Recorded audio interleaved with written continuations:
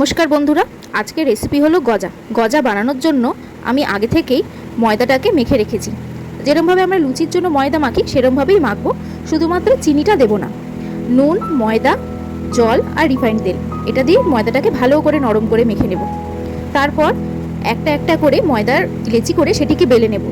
বেশি প্রেশার দিয়ে বেলা যাবে না, হালকা প্রেশারে বেলে নিতে হবে। আর প্রতিবার বেলার সময় একটু করে ঘি দিতে হবে আর ময়দা ছিটিয়ে নিতে হবে।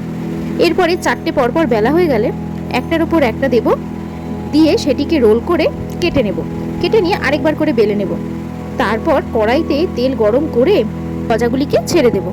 আর এপিট ওপিট করে ভালো করে ভাজা হয়ে গেলে সেটা শিরাতে দিয়ে দেব। শিরাটাও আমি আগে থেকে রেডি করে রেখেছিলাম। কিছুক্ষণ ভিজিয়ে রাখার পর শিরা থেকে আমরা এটা তুলে নেব। আর এই গজাগুলি যদি আপনি ফ্রিজে রাখেন তাহলে একেবারে খাস্তা থাকবে, বাইরে বেশিক্ষণ রাখলে এটি নুয়ে যাবে। তো আপনাদের অবশ্যই রেসিপিটা নিশ্চয়ই খুবই ভালো লেগেছে, আপনারা করে দেখতে পারেন।